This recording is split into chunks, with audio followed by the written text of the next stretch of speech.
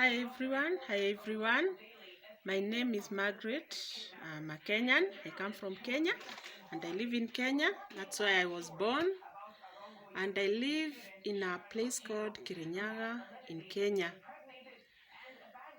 I have started my channel to talk about different experiences that I have apart from the main work which I do. And I'll be talking about many occupations in the rural areas of Kenya. I'm very happy for our mentor, Joyce, because when she challenged us to start a YouTube or to upload what we have been trying to upload, I said I must overcome my fear. I'm also a coward. I fear talking in front of people. I wonder how they'll see me, what they'll talk about. But now I've gathered my courage and I'll be looking for different experiences which will help me to upload the content that God will help me. I'd like to talk about things concerning children because I'm a caregiver. I have an experience in taking care of young children, and also I have learned or I have been trained in ECD, early childhood development. So I would like to talk about the behavior which manifested in our children after the COVID-19 pandemic. In our country, the children were at home for about 9 months. They were not going to school, and their parents had a lot of problems with them because they are not used to staying with their children for long periods like that. And unfortunately, even the ones which have attained adolescence or teenage, they found themselves in problems in such that some of them, especially girls, have become parents during the pandemic.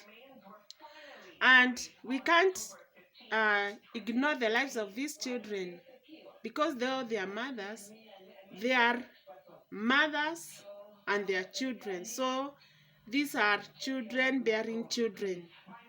So what can we say about their lives? We have to take care of them and also ask ourselves, what are the things that made our children to land in such problems, and yet they were in the hands of their parents? I think the life we are living today is very different from what we had in the past in our traditional society. There weren't so many things or activities which mothers were involved in when they were rearing children, because the role of a mother was mainly to take care of the children at home, also to do the household chores like cooking for the children, also fetching firewood, drawing water, and in some communities they are the ones who are supposed to look after cows, others to build family houses. And during those days, since the mothers were not leaving the homes, every time the children went away, they would come back and find their mothers there.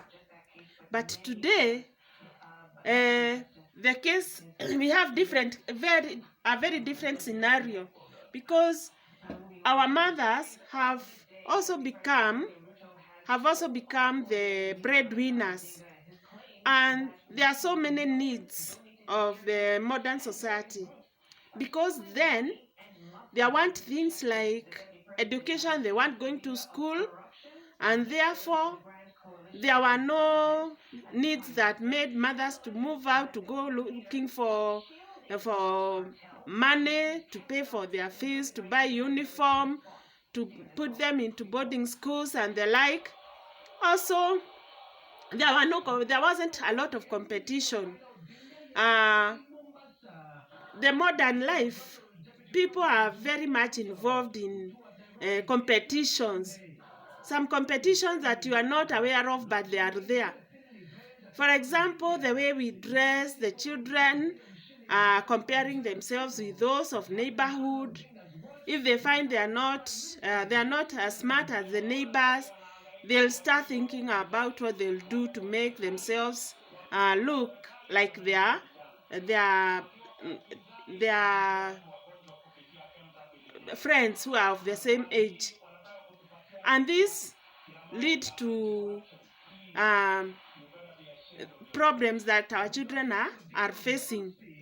Because today when the mothers go away, I'm insisting on the mothers, because in the past there were the caregivers, they were the teachers to their children, and also families in the society were living together.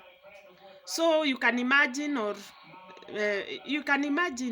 how they were living with the uncles, with the aunts in the same household. The only difference is that children from this father were going to their own house, and then on the same compound, the cousins from maybe 2, 3, 4, 5 or so uncles, they were in the same compound, though they were of different houses. And during that time, um, correcting children and taking care of them, disciplining them, was a collective um, it was supposed to be done by all parents. It was a collective responsibility. So there was no problem if I found my nephew or niece doing wrong.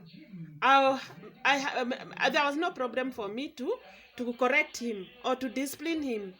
But today, if I discipline a child who is not my own, or if my child is disciplined by a different person, there are many problems. People don't like that.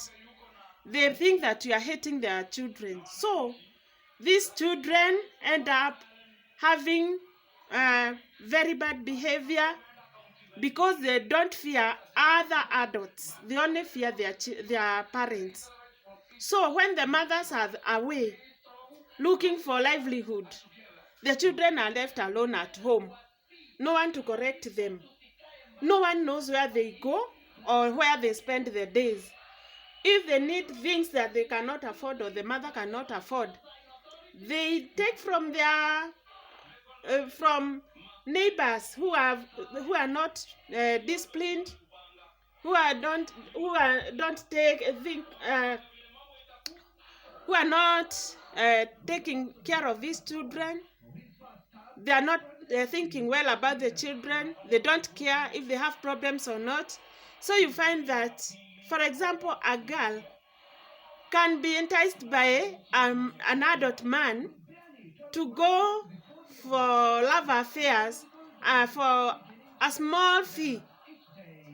So you may find that a young girl who is barely 12 years is moving with an adult, and she's given cheap presents, and she cannot resist, because at that age she doesn't know the difference between a well-wisher or somebody who is wishing her doom. So when we find out what the problem about our children are, we are going to brainstorm and ask ourselves, what can we do so that the children now can now start being disciplined collectively, or where we went wrong, so that maybe we can start new life, of thinking about our children as the most important thing in our lives, or to take them as the priorities of all what we have. And when we take care of them, our society will be healed. So when the children were at home, they got very bad teachers. They were taught by immoral neighbors, immoral members of extended families. And so the result was that the children, especially the girls, went into the family ways. They are immature, they don't have income, no one to take care of them. The mothers became mad, the fathers became mad. They don't want to take care of these children because they say, if you have a child, now you are a grown-up, you can leave my home and go taking care of your child. Go look for the father of that child. You take care of it with him. But do you know, even the father of the child is also another child, because maybe the boyfriend is even not 18 year old, is not yet 18 years. So I would plead with the parents, the fathers, the mothers, even the grandchildren, to have mercy on these children, because being mothers at that tender age does not mean that all is spoiled or all is gone. No, that is not the case. You can take this child positively, advise her, give her hope, help her to take care of the child, give her another chance to go back to school so that she can start her life all over again. And I believe that with support, when this child is given another chance to go to school, she'll be more careful, she'll not trust strangers anymore, and she'll be focused. She knows that she has a responsibility. She would not like she would not like her child to go into problems like the one she went through. And in future, they are going to be great people of our society. There will be even counselors. They will be telling their children of their age what to avoid and how to take care of themselves, because they will be talking out of experience. If you talk with these children, some of them will tell you that they got into the problem maybe after having an affair or having gone with that man for the first time. Even she had never experienced her menses. And when she was even being told by people that she's expecting, she didn't know what it meant. So we also have a role as adults to take care of our children, to counsel them, to have time with them, because mothers, grandmothers, aunts became so busy they have no time for their children.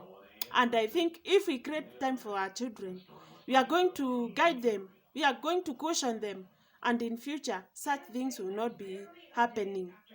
Since this is the first time I'm uploading such a video, I pray that in future when I come with another content, God will help me to research for more experiences, and of course come giving you examples of the stories that I've gathered from children, telling me how they get into these problems, and these experiences will be used to help other children, and also to enlighten mothers or caregivers, so that the children they are taking care of will not have the problems like those we are experiencing. Goodbye. We meet next time. Bye.